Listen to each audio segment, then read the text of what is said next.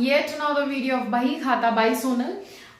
यहाँ पे देखो आज हम लोग बात करने वाले हैं कैश फ्लो स्टेटमेंट का। ठीक है, तो आज ये सेकंड क्लास है कैश फ्लो स्टेटमेंट का। तो आज ऑब्वियस सा बात है कि बात होगा cash flow from operating activity का। ठीक है, तो इधर देखो फॉर्मेट बनाया हुआ है मैंने cash flow from activity operating activity का। एक एक करके हम सारे एक्टिविटीज को जैसे समझे थे वैसे ही एक एक करके फॉर्मेट भी देखेंगे और फिर कॉम्प्रिहेंसिव क्वेश्चन भी बनाएंगे जिसमें कि हमको तीनों एक्टिविटी कैलकुलेट करना होगा। ठीक है, तो एक एक करके समझते हैं। अब देखो फॉर्मेट में क्या है कि सबसे पहले net cash flow from operating activity ये आपको लिखना पड़ेगा। ठीक है, पर्टिकुलर्स अमाउंट के 2 कॉलम होंगे और सबसे पहले आपको क्योंकि देखो सीरियल वाइज चलेंगे ना हम, तो ऑपरेटिंग एक्टिविटी पहले आता है ए नंबर, उसके बाद बी आएगा investing activity and then last में आएगा सी फाइनेंसिंग एक्टिविटी। तो इसीलिए मैंने ए लिखा है यहाँ पे। ठीक है,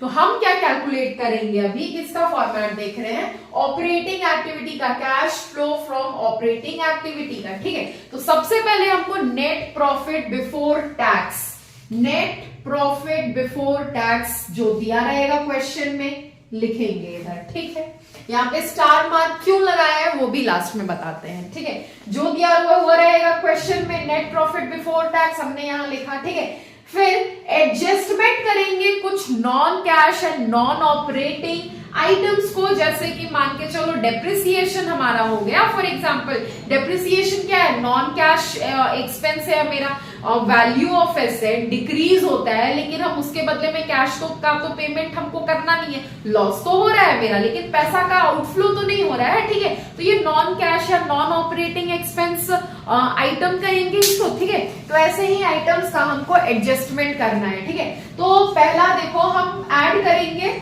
नॉन कैश या non operating expenses and losses को हम ऐड करेंगे। ठीक है, क्या करेंगे, नॉन कैश या non operating expenses and losses को हम ऐड करेंगे। फॉर एग्जांपल डेप्रिसिएशन हमारा हो गया। ठीक है, उसके बाद हम वैसे ही कुछ non cash and non operating क्या बोले इनकम्स एंड गेन्स भी होते होंगे, उसको हमको माइनस करना है। ठीक है, उसको हम माइनस करेंगे।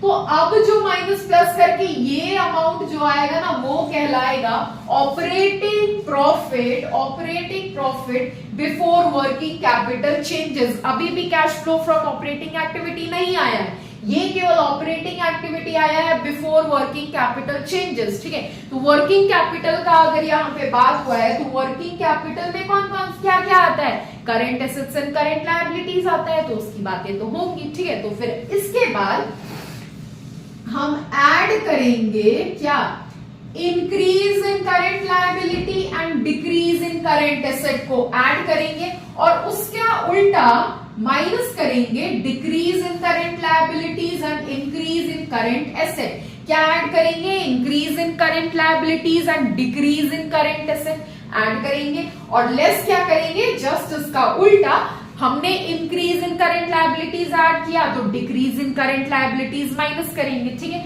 और डिक्रीज इन करंट एसेट अगर ऐड किया है तो increase in current asset obvious सा बात है कि माइनस करेंगे। ठीक है, इतना सब हम कर लिए, इतना सब हम कर लिए। फिर ये जो अमाउंट आया कैलकुलेट करके वो हमने यहाँ पे लिख दिया। ठीक है, उसके बाद हम माइनस करेंगे, उसके बाद इनकम टैक्स जो हम पे करेंगे उसको हम माइनस करेंगे। ठीक है, अब जो अमाउंट आया, ठीक है, अब जो भी अमाउंट आएगा वो मेरा कहलाएगा, जो भी अमाउंट आया उसको हम यहां लिखेंगे। ठीक है, इतना सब माइनस करके जो भी अमाउंट आया फाइनल अमाउंट उसको हम यहां लिखेंगे और ये कहलाएगा मेरा कैश फ्लो और used in operating activity, operating activity. ठीक है, ये कहलाएगा। अब देखो कैश फ्लो और यूज्ड इन में डिफरेंस क्या है, ये अगर पॉजिटिव अमाउंट आया है, ये पॉजिटिव अमाउंट आया, ठीक है, पॉजिटिव अमाउंट आया तो हम cash flow from operating activity लिखेंगे और अगर नेगेटिव अमाउंट आया है, ठीक है, नेगेटिव अमाउंट आया है मतलब ऑपरेशन से तो हमको कुछ प्रॉफिट हो ही नहीं रहा है, नेगेटिव अमाउंट आ गया है तो फिर हम क्या लिखेंगे, cash used in operating activity, ठीक है। नेगेटिव अमाउंट आया, नेगेटिव बैलेंस आया, ठीक है, कैलकुलेशन करके तो यूज्ड इन लिखेंगे। पॉजिटिव अमाउंट आया तो फिर लिखेंगे cash flow from investing operating activity, ठीक है।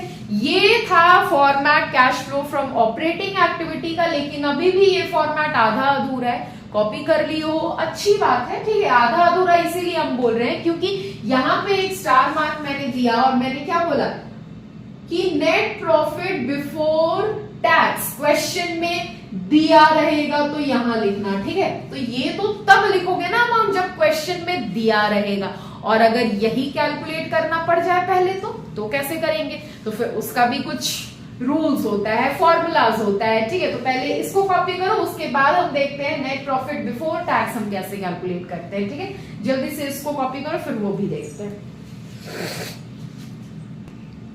अब देखो उसके बाद calculation of net profit before tax हमको कैलकुलेट अगर करना है, ठीक है, तो कैसे करेंगे? सबसे पहले तो करंट ईयर का प्रॉफिट, ठीक है, उसमें से हमको माइनस करना होगा प्रीवियस ईयर का प्रॉफिट। चलो माइनस कर दिया, नेट प्रॉफिट आ गया, नेट प्रॉफिट आ गया ना ये वाला, ठीक है, नेट प्रॉफिट आ गया।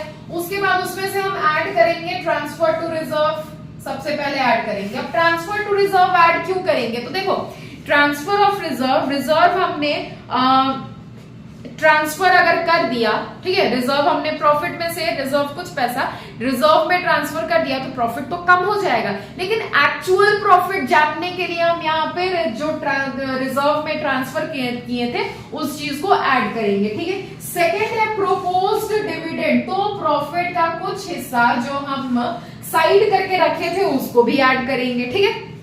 प्रॉफिट का कुछ हिस्सा शेयर होल्डर्स को देने के लिए साइड करके रखे थे उसको भी ऐड करेंगे हम। देन उसके बाद इंट्रीम डिविडेंड है, ये भी है प्रॉफिट ऑफ द ईयर, ठीक है, ये भी है a part of profit for the year, ठीक है, उसको भी ऐड करेंगे। एंड प्रोविजन फॉर टैक्स भी ऐड करना है हमको, ये चारों ऐड करोगे, ठीक है, तो आएगा आपका ये चीज आएगा, ठीक है, ये चीज आ गया। इन चारों को ऐड करके, इन चारों को ऐड करके ये आ गया, ठीक है ना। उसमें से हम माइनस करेंगे, हम रिफंड ऑफ टैक्स हम माइनस करेंगे, तो ये जो अमाउंट आएगा ना बाबू, ये जो अमाउंट आएगा ना, यही आपका कहलाएगा net profit before tax, net profit before tax, जिसको हम NPBT भी बोलते हैं, नेट प्रॉफिट बिफोर टैक्स, ठीक है। अब यहाँ पे ये अकाउंट तो बंद तो नहीं होता है, ठीक है, तो अब फिर इसके बाद से नेट प्रॉफिट बिफोर टैक्स आ गया आपका। अब इसके बाद adjustment of non cash and non operating expenses, non cash and non operating items करो, फिर उसके बाद स्टार्ट हो जाओ cash flow from operating activity calculate करने का, ठीक है। तो ये चीज हम कब कैलकुलेट करेंगे? जब हमारे क्वेश्चन में नेट प्रॉफिट बिफोर टैक्स नहीं दिया रहा तब हमको स्टार्ट करना होगा, ठीक है। अब ये चीज हमने कैलकुलेट कर लिया, उसके बाद तो एडजस्टमेंट हम किसका करेंगे? Non cash and non operating expenses का, ठीक है। और अगर ये चीज क्वेश्चन में दिया हुआ है तब तो और बढ़िया बात है, हमको इतना सब करने का जरूरत ही नहीं पड़ेगा, सीधा cash flow from operating activity लिखे, नेट प्रॉफिट बिफोर टैक्स लिखा हमने, अमाउंट पुट किया और उसके बाद आगे स्टार्ट हो गए एडजस्टमेंट करना नॉट कैश और नॉन ऑपरेटिंग आइटम्स को पहले, ठीक है। उसके बाद वर्किंग कैपिटल चेंजेस जो भी उसका करना होता है, increase in current liabilities, decrease in current assets, ठीक है, वो सब करना होता है। तो ये था फॉर्मेट, आपका पूरा फॉर्मेट था ऑपरेटिंग एक्टिविटी का, ठीक है।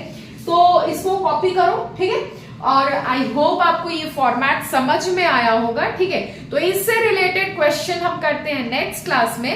टिल देन क्लास 12 में अभी फिलहाल आप थोड़े थोड़े पुराने होने लगे हो, मतलब हो ही गए हो, लेकिन इधर हम अभी भी नए हैं, तो साथ मिलकर पढ़ते हैं, सीखते हैं, समझते हैं और एंजॉय करते हैं अपने जर्नी को। और हाँ, do like, share, subscribe and comment to, and चलो फिर बाय एंड थैंक यू।